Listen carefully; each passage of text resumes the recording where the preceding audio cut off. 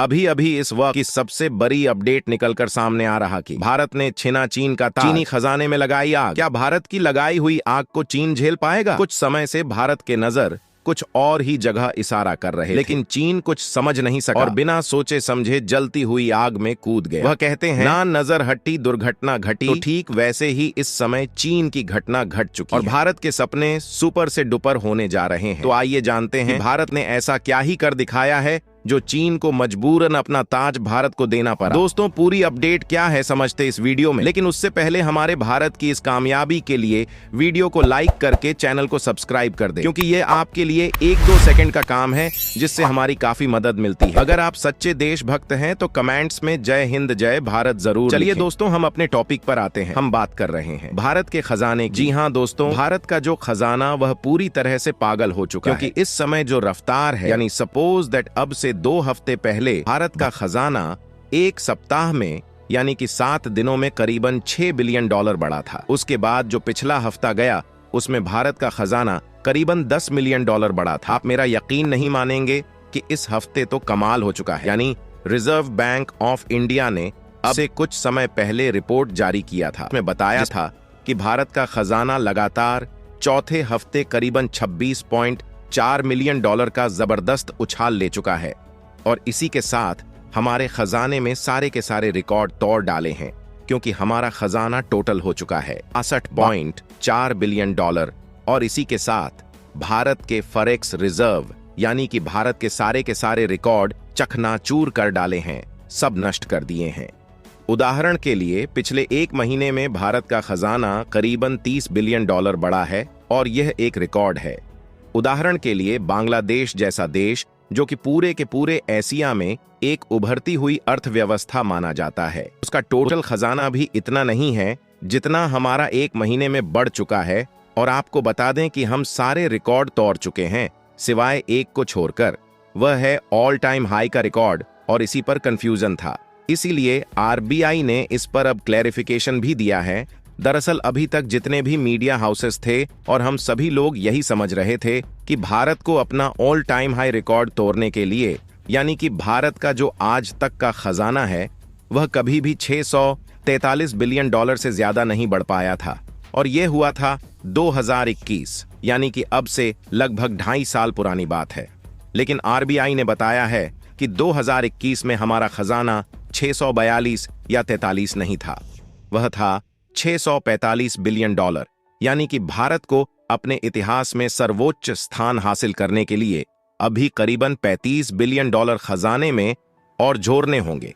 यानी कि हमारा खजाना $642 बिलियन से बढ़कर जब $645 बिलियन को पार करेगा, हम अपने इतिहास के सर्वोच्च खजाने के स्तर पर होंगे और यह हमारा ऑल टाइम हाई रिकॉर्ड होगा।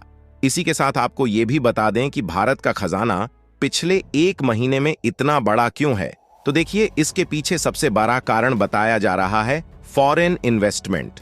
भारत के अंदर जो विदेशी निवेश है वह बम्पर तरीके से बढ़ा है। खास करके जो बड़े फॉरेन इंस्टीट्यूशंस है जो इन्वेस्टमेंट करते हैं, उनका इन्वेस्टमेंट भारत में तेजी से बढ़ा है, कई बिलियन डॉलर में आ रहा है और आने वाले समय में यह और बढ़ने के आसार। ऐसे में भारत का खजाना कुछ ही महीनों में 700 बिलियन के पार चला जाए तो आप बिल्कुल भी आश्चर्यचकित मत होना। वैसे आप सभी खबर पर क्या कहना चाहते हैं, आप अपनी राय हमें कमेंट बॉक्स में जरूर बताएं। तो चलिए बढ़ते हैं दूसरी खबर की ओर। दरअसल दोस्तों, अब ऐसी खबर निकलकर सामने आई है जिसे देखने के बाद चीन के आम नागरिक यह कह रहे हैं कि काश हमने 2016 में डोकलाम और उसके 4 साल के बाद गलवान ना किया होता, क्योंकि हमने एक ऐसे सोए हुए शेर को जगा दिया है जो सोया रहता तो ही बेहतर था। और देखा जाए तो चीन के आम नागरिक सोशल मीडिया पर जो यह बात लिख रहे हैं यह 100% सच है, क्योंकि आप खुद देख लीजिए 2016 तक आपने कभी सुना था कि भारत यह कह रहा हो कहीं पर कि हम चीन को पछाड़ देंगे, चीन को हरा देंगे या फिर चीन कंपनियों को बैन कर देंगे? नहीं, कभी भी नहीं सुना था।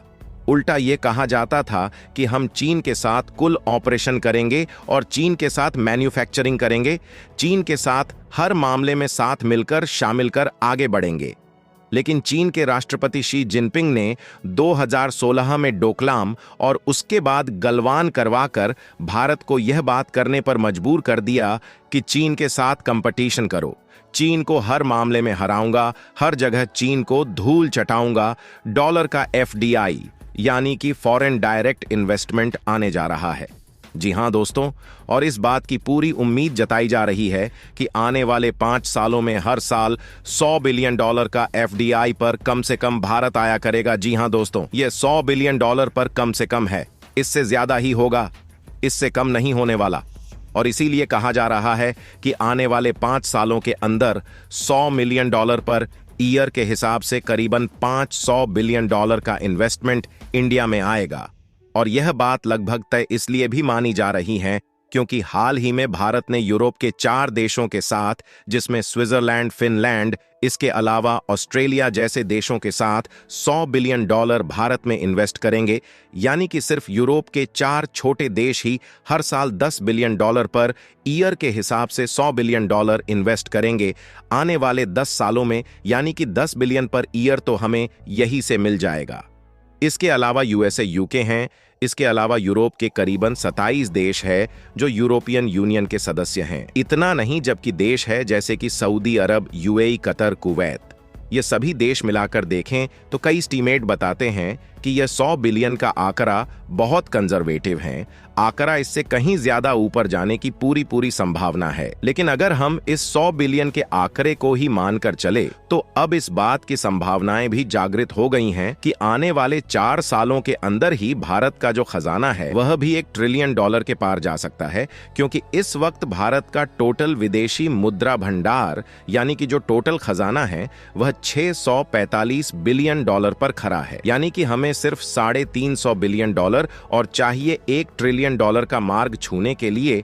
ऐसे में इस FDI की मदद से यह आंकड़ा हम मुश्किल से 3 से लेकर 4 सालों में छू सकते हैं। क्योंकि जो FDI होता है इसका मतलब यह कि विदेश में बैठा कोई निवेशक भारत में पैसा लगाना चाहता है, भारतीय कंपनियों में, भारतीय स्टॉक मार्केट में। ऐसे में वह अपने देश में करेंसी यानी कि मोस्ट प्रोबेबली अमेरिकी डॉलर या फिर यूरो या फिर पौंड जैसी जो बहुमूल्य मुद्राएं होती हैं वह देता है भारतीय सरक को। भारतीय सरक उस विदेशी मुद्रा को अपने खजाने में डाल देती है, उसके बदले में उस विदेशी व्यक्ति को भारतीय रुपया दे देती है। उस भारतीय रुपये को लेकर वह व्यक्ति किसी भारतीय कंपनी को दे सकता है या फिर स्टॉक मार्केट में इन्वेस्ट कर सकता है। यानी कि देखा जाए तो FDI से सीधा फायदा मिलता है भारतीय खजाने को। लेकिन आपका सवाल होगा कि भारतीय खजाने को हम $1 ट्रिलियन तक ही क्यों लेकर जाना चाहते हैं? तो इसके पीछे कारण यह है कि जिस दिन भारतीय खजाना $1 ट्रिलियन हो जाएगा उस दिन वह दुनिया का दूसरा सबसे बड़ा खजाना होगा। जी हां दोस्तों, इस वक्त सबसे बड़ा विदेशी मुद्रा भंडार चीन के पास है करीबन $3 ट्रिलियन का। हालांकि वह तेजी से घट रहा है और महीने वह करीबन 20 से लेकर $25 बिलियन गिर रहा है। तो दोस्तों आज के लिए बस इतना ही। वैसे आप सभी को यह जानकारी कैसा लगा? दोस्तों इसके बारे में आपका क्या राय है कमेंट बॉक्स में जरूर बताइएगा। और दोस्तों मेरे वीडियो को देखते हैं लेकिन सब्सक्राइब नहीं करते हैं, प्लीज मेरे चैनल को सब्सक्राइब कर दें और बेल आइकन को ऑल पर सिलेक्ट करना बिल्कुल ना भूलें।